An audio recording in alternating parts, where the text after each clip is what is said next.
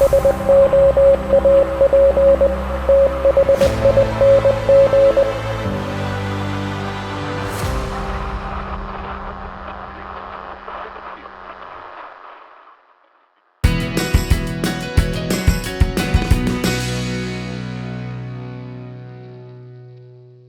to another episode of Soap Thing Thoughts. Joining me today is Marion the Barbarian. Welcome to the project, and thank you for joining me today. Thanks for having me. So, for those who watch my videos who might not be familiar with you, could you take just a minute and tell us a little bit about yourself? What do you do for work, and how did you get into making shave videos? I drive for UPS. I got into shave videos. My ex-wife was at the time like, you watch so many shave videos, why don't you make shave videos? And I'm like, who the hell am I to like make shave videos? Like, okay. And I wasn't going to do it. And then Shave and Butcher Johan said something about it, and CDB said you should do videos. And I wasn't really in the community at the time. Like, I only commented on YouTube videos. And then I made a video and sent it to CDB. And CDB said, man, just put it out there. So I did, and that's how it all started. And if y'all don't know, I am CDB, doesn't do shave videos anymore, but he was doing like daily shave videos up until like a year and a half ago. Yeah, a lot of people have been sorry to see him go, but you know, that's kind of how this hobby goes. Is most people are going to rotate in and then out. You know, some stay longer than others, but they usually come and go. He was the consistent. Like, he had been doing it the longest consistently. Like before David Gonzalez, you know, he had been doing it kind of, I don't know how to put it. There was like the guard right before him, and then everybody started coming after that. And I swear he's probably been doing it for like 7 or 8 years. He did it daily videos pretty much. Mm-hmm. So you get used to that. That's almost a decade. You know, people kind of get used to that routine. People after a decade at least. Yeah, you're right. He became almost like nightly Jeopardy, you know, something like that. It was you got used to seeing him around, and you know, I'm not sure what happened. I'm not sure I want to know, but for whatever it's worth, he decided he didn't want to do that anymore, and it happens. Yeah, he had a lot happen in his personal life, pop up, a lot of changes, and um, I know one of the biggest thing is just like the increase of like prices everywhere, and the fact that like shaving prices were going up more than everything else was going up. And he's like, you know, when you got to cut your dollars, you know, the hobby goes first.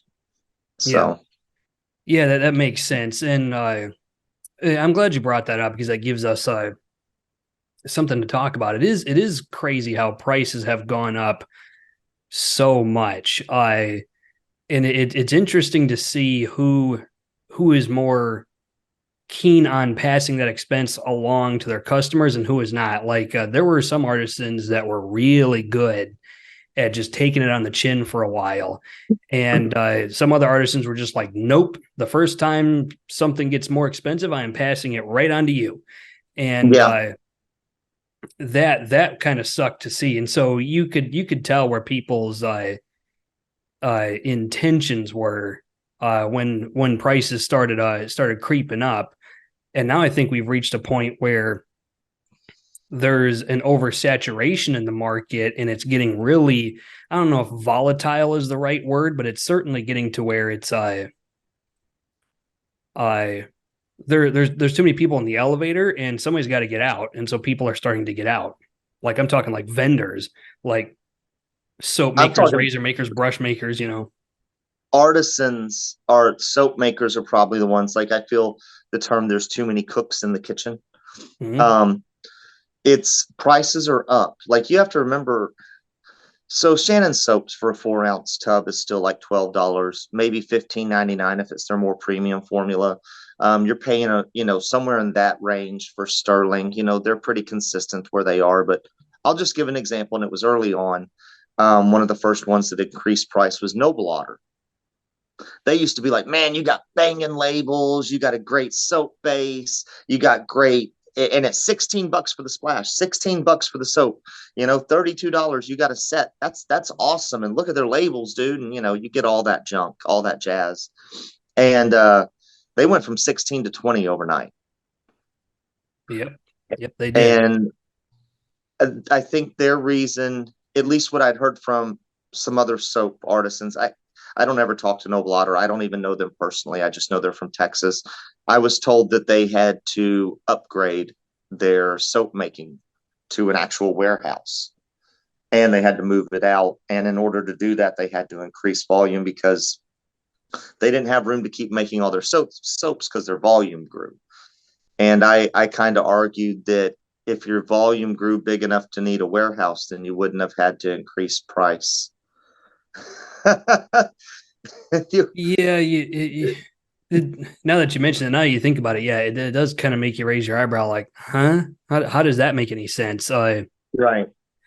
As long as we're going to name drop, another one was PAA. They got rid of CK1 and then reduced their the size of their tubs for CK6 and kept the price consistent, which in a roundabout way was raising prices. And so I had somebody message me the other day on Instagram. I'm not going to mention who, but they were like, when the hell did a soap and a splash from PAA turn into $55 out the door?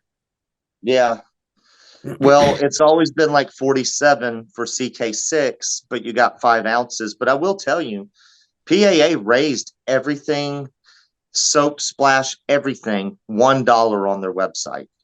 And that got mentioned by CDB.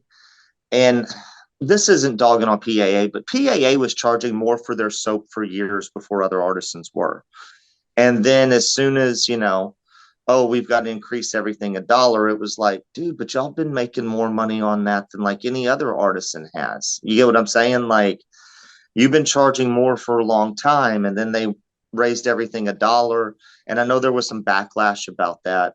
And then they ended up dropping it down to a 4-ounce tub and like keeping the price similar, so it didn't seem that bad. And then they got rid of the original Crown King formula. But I was told Douglas keeps swearing that Crown King does not sell like CK6. Like a lot of times, a couple of tubs of whatever scent is released is what's sold, which I kind of find hard to believe because I do buy the CK6. Yeah, I seem to remember hearing from CK1. Yeah, I know what you meant. I seem to remember somebody saying, I think it might have been Douglas, that CK1 was actually harder to make than CK6, which is interesting. I didn't even know that. The way I would put that is, wow. Okay. I would say what probably makes it harder is that you aren't making the CK6 and you got to clean out a vat and make that CK1. You get what I'm saying? Like maybe Yeah, who knows? Well, one can speculate. Right. So one of the things that happened recently that I guess will be the subject of the video is what happened on Black Friday, because there was some crazy deals that we're not used to seeing on Black Friday. Like I was seeing discounts that were 20, 25, even 30+% in some places. Yes. And you had Black Friday only products that, you got to get them today. Otherwise, they're not going to be here tomorrow. And so I picked up some stuff from a variety of places. Like I know I went to Sterling and they had their Black Friday 3-ounce tubs, which I've been trying to support smaller sizes as often as possible. And so I picked up, I think it was their lavender scent. They already have bergamot lavender, but they did a 3-ounce that was just a straight shot of lavender. And then there was a couple of A&E products that was in their new Ultima base, I think is what it's called. And there were TRC exclusives, and one of them was like a Tom Ford tobacco oud dupe. Yeah. And then they had another one that was Parfums de Marley Pegasus, and and those were 2 ounces. I'm fairly certain, so I picked those up. Yeah. None of this has arrived to us, obviously, and then Razor Emporium actually had some pretty crazy deals, and so I got on there and got a a Schick razor, and I got their Rex 1977 shaving soap, because they've been doing this kind of decade series where they did Yeah. 1955 and then 1966, and then finally 1977 was something that I thought was fairly interesting, and so I was like, all right, I'll pick that up. And so I bought a lot of stuff from a variety of vendors, and I think I think that day they gave you a compelling reason to shop that was hard to ignore. Yeah. I went with Aylesworth because he did what, 25% off entire site, and this came in last night. I got the copper can with the plus plate and the stand, and I think after shipping, $100.25 for the razor and the stand. Pretty That's good. Yeah. I mean, it's 100 for the razor normally, Right. at least without the plus plate. I don't know how much it is normally with the plus plate, like if they change the price or something, but it's normally like $99 or 100, at least at the razor company. So, and Didn't I you got that say, Bison razor, but yeah, that's not going to be here for a while. He just shipped it Thursday, and when I ordered it, the email said that won't be ready until the 1st at the latest. Everything should be shipped by the 1st, and he shipped it by the 30th. So, so that's an aluminum razor. It's called it's from Aylesworth. It's called the or no, no, no, no. that's from my Carve. Carve. It's a green razor, and it's called the Carve Bison, I think is what it is. You can get it in 5 colors. Just green's the one he had out, but green is what made me get it. Right. So, I mean, but yeah, it's supposed to be more of a starter razor, and it's supposedly a little less efficient than the Overlander, is what I think Sloppy Badger had said. But it's a smooth shaver, which is fine with me. Like I do buff strokes anyways. I don't really do long, steady strokes. Yeah. Yeah, me too. If you're gonna get into a beginner razor, that's kind of what you'd want, is maybe something a little less efficient than the Overlander, but it's smoother, right? Right. I'm definitely that's me. I want to get the Overlander. I sent it's Chris, right, at Carve. Yeah, it's Chris, correct? Good question. I haven't owned a I carb think it razor in a while. Let's assume that it is. is. I contacted him and told him I wanted the Overlander, but like I don't want to buy it until you can make it the colors I want. Like I want the little pommel handle. I want that red. I want the rest of the handle blue. I want the base plate red, and I want the top cap blue. But that's just not an option he makes yet. Hmm. But he said he wrote it down, and as soon as he can make it, he'll let me know. I'm like, awesome, because that's what I want. So, so I haven't even had the Overlander yet because I just don't want to spend the money until I can get exactly the design I want. Yeah, carb is an interesting proposition, because I think, and I guess we can kind of slowly move our way out of this topic and onto the next one. Is what do I expect to happen next year? Because this video is going to come out in December.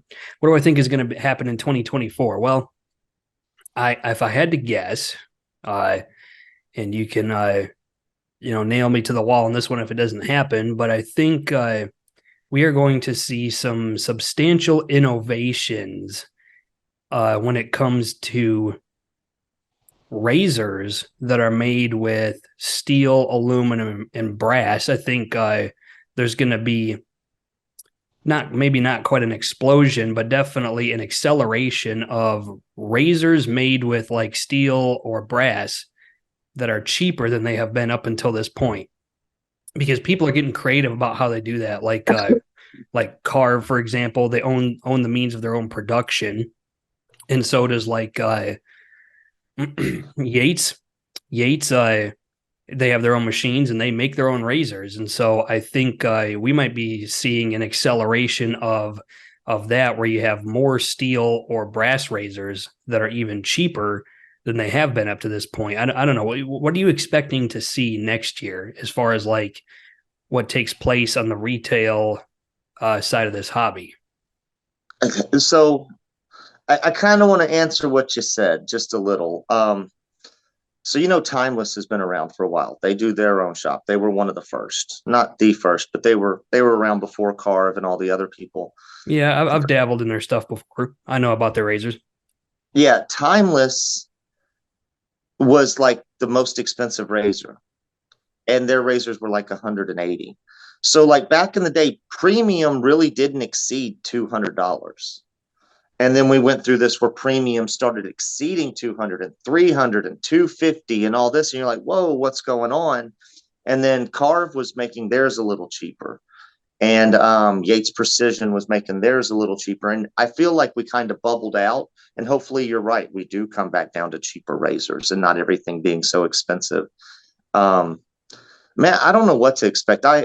I'll step away for a little while on buying stuff, and I'm always like, oh, soap can't get any better. I mean, it's nothing impresses me. There's K2E was it. Like things kind of hit that level, but nothing else really surpassed it. Ultima surprised me. I was really surprised when the Ultima base came out, because when it came out, I'm like, what are you doing, Pete? But every time he comes out with the base, I'm like, what are you doing? Like, what are you doing? But like Kaizen to K2 and K2E, I don't feel like was that much different. But Ultima's like totally a different soap from anything else out on the market. Because Interesting.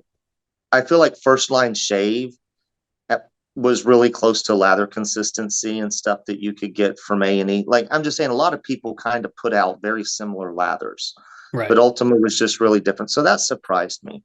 So it is fun that like when you think, oh, I can't find anything else that's different, or I've seen it all. And then I did get a soap base that kind of was like, huh, I haven't had soap lather up like this before. This is interesting. Or that Aviation 94 razor that I tried and got this year. That thing's amazing. And I wouldn't have thought I needed another razor because I was staying away from hardware for a couple of years. So, Right. Yeah. Interestingly, a lot of my discoveries this year have been what I would call legacy soaps. So I kind of went back to the drawing board in a lot of ways, kind of sort of, I guess, out of a longing for how the hobby used to be. And so I revisited like Taylor of Old Bond Street and Prorazzo and Leah and Tabac and things like that. I'm about to try Mitchell's Wolfat. We'll see how that goes. But one of the biggest one that I discovered that was a big surprise was Saponificio Veracino. I got that and I tried it for the first time and I was like, what is this? This is the best lather I've ever seen. And it is the quickest and easiest to lather. Now, it's expensive. It's crazy expensive. But as far as like ease of use and quality, I was like, why have I not discovered this yet? well, it's also 10 times harder than PAA. Yeah, it's twice the price, but it's going to last you 10 times longer. I mean, it's, Right. I agree with you. Like, it's very expensive, but like, I don't use the same soap every day, but I imagine if I use that every day, it would last me at least 3 to 4 months, at least. Right. And a $20 tub's not going to last you that long. So, Yeah. So I guess my particular style is like I do a lot of off-camera shaves. Like I'm U.S. military, and so I have to shave every day. yeah. So not every shave is going to make it into a video. But during my off-camera shaves, it's not uncommon for me to use the same soap and the same brush and the same razor for 7, 8, 9, 10 shaves in a row, and then I'll kind of get bored of it and move on to something else. But that one was crazy. I was very, very surprised how good a quality it was. But yeah, I don't know. I'm sort of seeing murmurings of uh, sort of a. I'm trying to figure out what the best way to say it, but I'm starting to see this bubbling up of um razors that can be made with higher quality materials and cheaper. And then as far as on the software side, I think this year was the year of buying freezes. I think next year we're actually going to see less of that. If I had to make a prediction, I I don't Let's hope. I don't think there's going to be a slowdown in people going out of business. I think it's too little, too late. There was too much of a bubble in the market, uh, and then I think artisans are going to have to start getting really creative about what they do. Yeah. Because if what you say is true about Ultima, then yeah, that was a great advancement. But for the most part, nobody's bringing anything to the table that's value added. Uh, a lot of soaps are dupes of designer or niche fragrances. You don't see a lot of originality in the market anymore. And so Yeah. I'm curious to see where software goes. What do you think about that? What's your thoughts? Um, I don't know. You have to bring something new. So I don't know if you know this, but I want to release a few soap sets that I've wanted to do. I've tried to get artisans to make them. I don't want any profit. Here's the idea, run with it. You know what I'm saying? Like I guarantee it'll sell. No artisan wanted to run with it. So I'm gonna find some people to white label, make some stuff. One of them I did was Ecto Cooler. I had Maddie Lindholm make the soap. You remember Ecto Cooler High C? I've owned it. I owned that soap for a while, used it a little bit, and then piffed it onto somebody else. It was good. It was decent. So the next run I'm gonna do with Pete from HCNC. We're gonna make sure it's tangerine scented, and I'm gonna try to have him make the splash green. And that way it's you get what I'm saying? That way it's a little bit more like Ecto Cooler Oh, and okay. like the actual drink. I want to bring back a nostalgia line. Um, like I want to do an X-Men release, like the cartoon X-Men. And I've got a few fragrances. I don't want to mention them, but like I'm thinking about white labeling and doing a run of 50 sets or so and just putting them out there and seeing if they sell. Just because they're fun. It's nostalgia reasons for me. Like I really liked First Line Shave's Teenage Mutant Ninja Turtle release. Right. He was one I approached about Ecto Cooler a long time ago before I got Maddie to make it. So, but yeah, that Yeah, I'd definitely buy one of those. That sounds cool. I've mentioned this on other videos, but my attitude towards scent dupes is I would prefer if you didn't, but if you must make a scent dupe, at least do something that nobody else is doing. Like everybody is making Creed Aventus, and I'm getting so sick of it at yeah. this point. And like That's how for I feel example, about Old Spice yeah, so yeah, as Old well. Spice is another one. And I've actually been trying to get a couple artisans to collaborate with me on doing Chanel and Teus. And so far, every artisan will like get a sample of it and they'll smell it and they'll be like, "Oh hell no, I can't move that. It's not going to sell," because they don't think it smells good. Uh, Gotcha. but That's crazy. that's been something that I've been trying to like people will do Koros. I've seen a couple artisans do Koros, but for somehow Antaeus, which came out the same year, is a step too far. They're like, nope, it's animalic, it's stanky, and I'm not doing it. It's just like, all right, dude. Then that lets you know they're using like the formulated Koros scent too, because the original from the 80s was so animalic and musky from the what is it called? It starts with a P. Civet. That thank you. It's not even starts with a P. So Yeah. wow, look at that civet. Yes, Yeah. I Uh wanted to say privet, but privet is a little bush that is invasive here in the South. So yeah. So, but in like this last summer, I wore, uh, Yves Saint Laurent Koros most of the summer, and a lot of people were actually taking an interest in a positive way. Uh, like they would walk by and just be like, "Nice," like as if to be surprised that I had the audacity to wear something so old fashioned when everybody else has moved on to something else. But I don't know. I don't know if it's the castoreum that's in Antaeus, but they get a sniff of that and they're like, "Oh no!" Like they're yeah, like that. That's a bridge too far for me. And I'm just like, all right, well, hopefully somebody will do it eventually. But some of the dupes I've wanted to do, people haven't done. They have not been done yet. I know for a fact they haven't. But the hard thing is, some of these vendors don't want to do them because you can get those dupes so cheap from discounters. And I'm like, but that doesn't mean I can get a shaving soap with that scent in it. Like, I don't care if I can get the bottle for $28 from Joma's shop or wherever. It's normally a $120 fragrance. It's a great smelling fragrance. Just because I can get it cheaper doesn't mean that it's not a great fragrance. Right. So that's kind of been the issue with some of them that I want to get, because most everything I wear I can get from a discounter for like $50 or cheaper. Yeah. I Yeah, mean, pretty much. why not?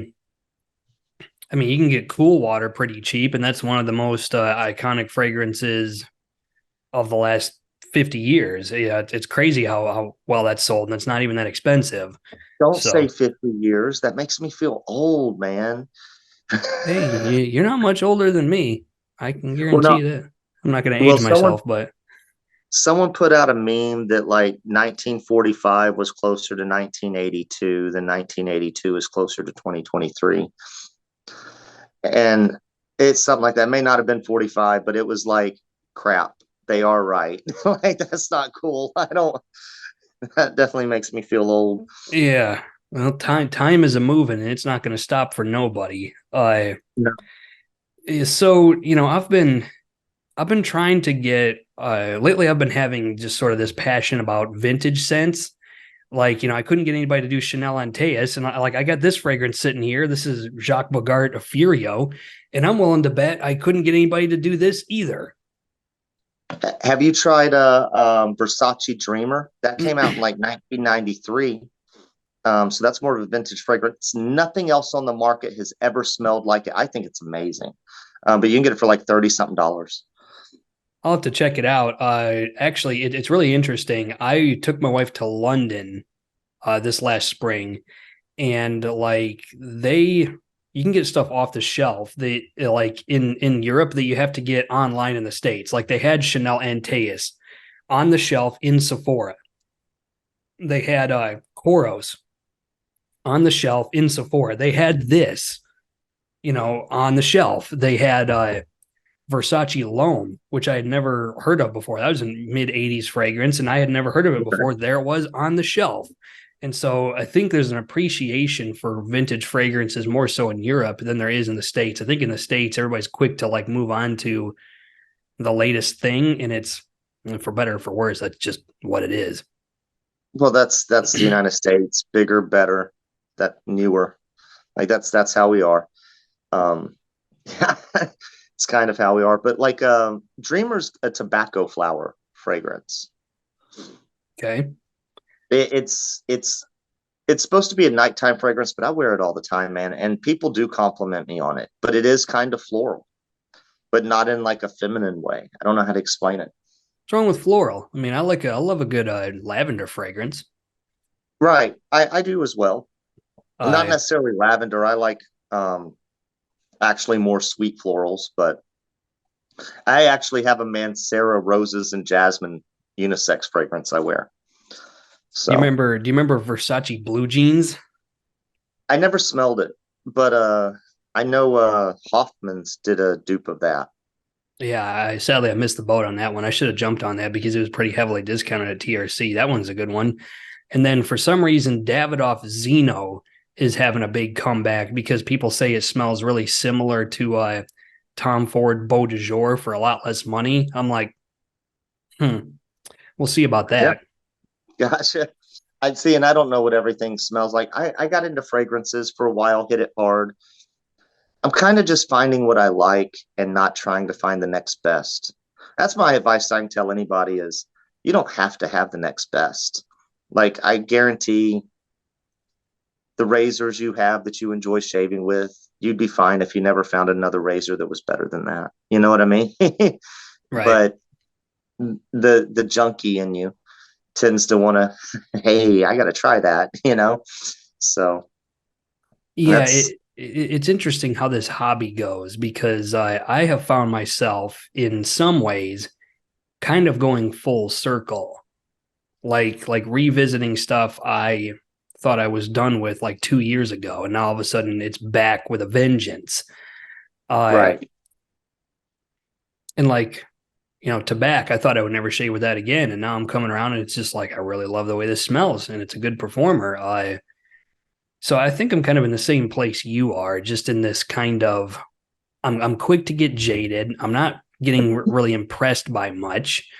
A lot of products that are coming out, both on the hardware and software side, seem like, more of what has already been, just like incremental improvements, if it's an improvement at all. Right. So, but At this point, design, aesthetically speaking, is what's going to like draw me to something, because there's my brushes are going to perform, knots are going to perform. I understand that we've got new synthetics that are more like Badger. Well, honestly, I don't like Badger brushes. So, like I don't need it to be more Badger like.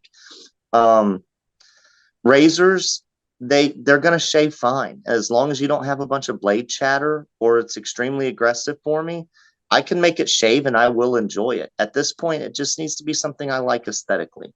Like it has to pop, makes me go, ooh, I like the way that looks, for me to want to buy a razor or a brush nowadays. And it's because they're all going to perform, yeah, in my opinion. they all are going to perform. I mean, there used to be this kind of resentment towards early synthetics because a lot of them were floppy and didn't have any backbone, and they were a little too soft. I remember there being some pushback against that, and so people were running towards more of like the Boss synthetics because they were a little stiffer. Yeah. Me personally, I think this is where you and I would differ. I love Badger knots. Like, if I could, I'd put Badger pillowcases on my pillows. Like, I love that stuff, Yes. but that's just Well, me. well, I'll clarify. I'm not a fan of today's modern Badger knots. Okay. I like vintage. I like silver tip. I have vintage brushes that are Badger that I can make awesome lathers with. I love the flow through. They don't hog the lather. But all these high density Badger brushes just take so much soap, don't want to release like I want it to release. That's why I don't like them, is I don't like when it holds onto the lather and you can't get it to really flow through and release like you want. That's my issue. So I don't It's like really high density knots. it's really interesting that you mentioned that because I did a video, oh my goodness, it must have been either last year or early this year, where I talked about, here's how you get your high density brush not to just eat your lather. And I did a demonstration of it, and somebody wanted me to actually show them how I do it. And at some point I will. But one of the things I said at the beginning of the video, I was like, look, if you really want to fix this problem, the way you do that is to simply not get high density Badger knots, and you can still get them. They are still out there. Yeah. But they're hard to find, and you have to really know what you're looking for. And sometimes you actually have to reach out and ask the vendor. It's just like, what kind of density is this? So like, pretty much anything that doesn't say SHD is probably going to be a low density knot. And, but even then, I tell people to get smaller brushes. Like, I'm a big fan of 22s because you're doing two things. One is you're getting a lower density knot, and then you're getting a brush that's smaller. And so it simply doesn't have the capability to just eat up your soap And like hold that. as much. Yeah. Yeah. I really don't like to exceed 26. I've got a 28 mil in my collection, and it's just because I like the handle and I found a bore knot for it, and that's fine with me. But generally, I'm about 22 to 26, and obviously all my vintage are around 18 millimeter because that's what vintage brushes were. Right. Like from the 60s and 70s that I have like new old stock of. They're, they're 18 millimeter, and they are thin and they're a little floppy. They're set a little higher than we set knots, and I'm fine with that. I like them. Like I said, I like them. That part of me, I could go vintage all day long. But I also think Maggard's SHD knots aren't as high density as a bunch of at least they're older SHD, like from 3 years ago. I don't know if they've changed it or anything, but a Maggard's high density knot was not as high density as all these other knots people were coming out with at the time, even though they said high density. They released lather a little better because I still have a few of those. Somebody ought to put it in the comment section, I guess, what's the appeal of a high density Badger knot? Because I've seen some people that have like these just insane 30 millimeter ultra high density knots, and it's just like, sticking your face in a badger's ass. Like what are you gaining from all that animal hair? Me personally, I tend to stick pretty firmly at 22 anymore. Every once in a while, if it's just like a handle I can't live without, then it's like, okay, fine, I'll do a 24. But I'm not doing 26 or 28 ever again. Uh, just Like I because, said, I have one yeah, in the I've 28. it just gets to where it's like unwieldy, and you don't realize that until you step way down to like a 20 millimeter or 22 millimeter. Then you realize, whoa, this'll swing around my face with ease, and it does just as good of a job as the bigger stuff, and it's easier to use. It, So I think it's an American thing. Bigger is better is how we went with knots as well. Like I honestly do. Like everybody just wanted bigger, bigger, bigger, bigger, and it's like, ah. And I'm like you. The problem is you can't find handles that are like 22, 20 nowadays. It's hard to find handles outside. Like it's been hard to find handles with 24 millimeter drill settings. Like with it being bored out at 24 millimeter. Like if they're already making it, they're boring it for 26 or 28. They're not right. going to bore it for 24. And that's what's Um, killing. I mean, you can get them, but you'd have to get them from like a legacy brush maker, like Shave Mac. You can get, all the way down to 22 or even 20 in some cases. And then some, I've had plenty of shaving brush makers like they're doing it in their garage, like artisans, I guess you'd call them. And Yeah. some of them have said, I'm not used to making 22s, but yeah, I'll give it a try. I think I can make it work. And other people have just straight up said no. They're like, I can't make a brush that small. I have no idea how. Yeah. So, I I think if I went to like, well, first of all, Chisel and Hound doesn't custom make brushes. If you asked his dad, Sawdust Creations, Bobby Moffett, he would probably work with you and be like, what size? Okay, yeah, if I can do that, I'll do that. It wouldn't be a problem. I think there are a few artisans that way, but you have to have it custom made. That's the problem. You right. can't just go to any website and get the size you want because we've kind of gone into that bigger size. I can't believe we went to high density synthetic hand tied knots for high dollar. So, Yeah. Wasn't the whole yeah, idea of synthetic was that it was supposed to be cheaper? yeah. Cheaper, doesn't destroy, like holds up better.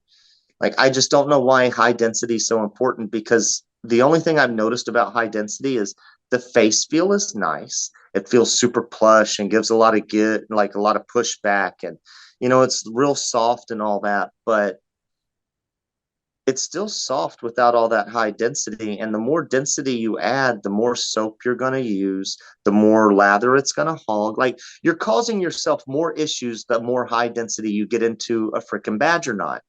And then they go, oh, yeah, but it doesn't matter. It's not like I'm going to run out of soap. Ha, ha, ha. I'm a hobbyist. I have 100 tubs. And it's like, okay, fine. I get that too. But like, I don't, it just doesn't appeal to me. It doesn't appeal to me. Yeah, it doesn't really resonate with me either. And if I had to guess, I'd say the reason people gravitate towards that kind of stuff is I don't know. Some people just feel the need to mercilessly bait, uh, and I guess that's how they get their satisfaction out of it. But hey, whatever. I went down that road. I tried it and it didn't work out too well for me, as it turns I, out. I bought some $250 brushes with hand tied knots and stuff in them, and they're all gone. I mean, not that I didn't like how they felt, but I just didn't like lathering with them. Like it just wasn't my thing. Like I traded a bunch of honing service from David Gonzalez for one of them. So like he's like, I'll charge you $10 a hone, and I sold him the brush for like 180. So he gave me 18 razors honed. Worked for me. Worked for me. Well, there you go. Okay, well, we are coming up on our time to bring this to a close. So I'm going to ask you the same thing I ask every other guest I have, and you've kind of alluded to it already. But if you had to give advice to both new shavers and seasoned shavers, what have you learned that you think you could impart on other people who are watching? You don't need everything. You don't need everything. Like Honestly, I find myself buying soaps, but realistically, soaps are just a good thing to use on my channel because that's the cheapest thing I can get a bunch of and keep showing new product. But you don't always need new soaps, man. Like, enjoy your soaps, use them until they're done. Even if they discontinue it, what's it freaking matter? Like, you'll find another soap you love just as much. Like you said, they make new dupes of new scents all the time. People are coming up with original scents. There's more soap artisans out there than ever. Like, use up your soap, buy another one when you want it, that type thing. That's my advice. Don't try to hoard it and hold on to it. Yeah, you make a good point, and I'm trying to very slowly but steadily kind of work my way out of this hobby. Like I'm going to showcase what I've got left in this collection and in my collection back in the States. And then once I've shown everybody everything, as I do reviews, I'm going to quietly sell them off or give them away. And I'd like to, get down to where I have only about 20 soaps and then just do samples whenever they get released by vendors, because lately they've been getting really good at doing that. But I've gotten to where I guess the software side of it doesn't really appeal to me anymore. And one of the things I learned, because I don't normally answer this question, so I'm going to answer it today. One of the things that I've learned is that I don't like collecting things. That is what the shaving hobby has taught me. And I think it wouldn't have mattered whether I was collecting shaving soaps and razors or whether I was collecting rocks off the beach for free. It wouldn't matter. I got to a point of excess where I sort of questioned the validity and to a degree the sanity of all this, where it was just like, what am I going to do with all this? And so I've decided to sort of slowly come out of it very carefully, and I'll start, like I'm talking a year and a half from now, I'll be doing just like only samples and stuff like that. But if you're looking for stuff for like content, you have to remember, like we were talking about CDB earlier, so we'll close with him. I am CDB Chris Bailey. It wasn't uncommon, especially early in his channel, for him to use like a soap on his channel, and then 2 months later he'd use it again. Sometimes it wouldn't even take him that long. He used to do a shaving blog, and for like his first year of videos, all he used was macaroot and just would talk about shaving. But what I've been doing lately, legitimately, now artisans will send me stuff. And believe it or not, until this year, artisans and vendors did not send me free crap. Until I started doing steady videos again this year, I did not get free shit from artisans. I still really don't. Like free samples, that's not free shit. You know what I mean? Like, it's not like a whole set or anything. But samples, man, it's been nice because if I like it, I'll pick it up. If I don't, I can like it and still not want to pick it up. Does that make sense? I can like a soap and say, I don't need this in my den. I can tell you it's a nice soap. I'd recommend picking it up, but it doesn't mean I'm going to buy it right now or that I even necessarily will. Because I got like 3 other soaps that smell like that in my cabinet. Right. You get what I'm saying? So I do like that I can say this is great scent, this soap performs, this is what I get from it. If you're interested, look it up. But there have been some that I got samples of that I've gone back out and bought just because I like the scent so much. So it does happen. Samples are definitely important. And if I catch any vendors watching this, remember that samples sell soaps. So a lot more vendors are doing it than they used to, and I hope that continues. Like we get more and more artisans that offer samples for people who just want to give it a try.